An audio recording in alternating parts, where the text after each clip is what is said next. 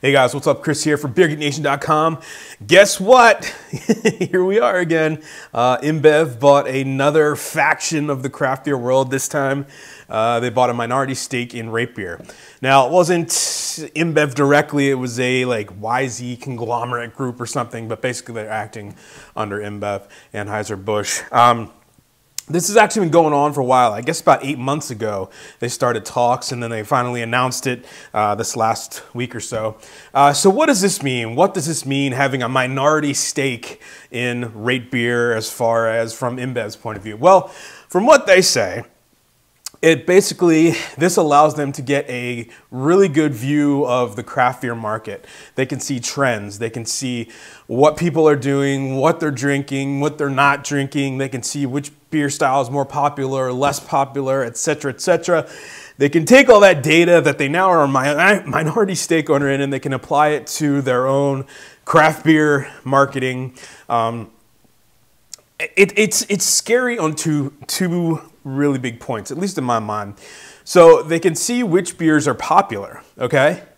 If any of those beers are within any of their distribution networks, in theory, they might be able to disrupt the distribution a little bit by flooding certain markets with, say, Goose Island IPA rather than A, B, and C popular beers.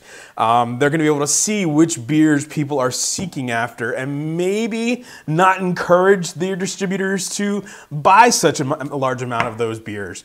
That's entirely possible. That is absolutely not out of the range of possibility of what they could do. The second thing, and the big thing I think they could do is Anheuser-Busch and really the big three have always been big proponents of pay-to-play. Basically what they would say, go into a bar and they would say, hey, if you buy two cases of, I don't know, Goose Island 312 wheat or something like that, we will give you a keg of Bud Light for free. So it's called pay-to-play. Basically, you buy Anheuser-Busch stuff, they give you free stuff, everybody's happy. So what they could do now is they could go to breweries, or even their own breweries that they now own, they could put those at the top, they could give those priority search, search priority is basically what I'm saying. So if you're looking for, I don't know, a New England style IPA or something on Ratebeer, all of a sudden on the side you could have Goose Island IPA or a Blue Point IPA kind of pop up. They can encourage their particular brands or their particular styles to be at the top of search engines very, very easily.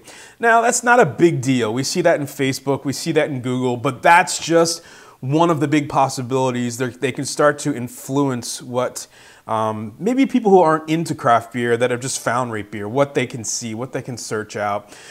So while they do say, it's more of a marketing, we want to see what's trending, what's not trending, because let's face it, InBev has been on a downturn last couple of years, so they think this is going to give them the foothold they need, but it's also a little bit shady. There's some back-end stuff that could happen with these numbers that I think would not be good for craft beer, but just my opinion. Again, this is nothing new. We've seen this. They now have homebrew. They now have a website. They're a craft beer website. They now have a bunch of craft breweries. So I think going forward, who knows what they're going to buy next. So what do you guys think? Let me know in the comments section below. Remember, folks, life's too short. Drink amazing beers, and I don't actually have one because I have to go to work. Cheers.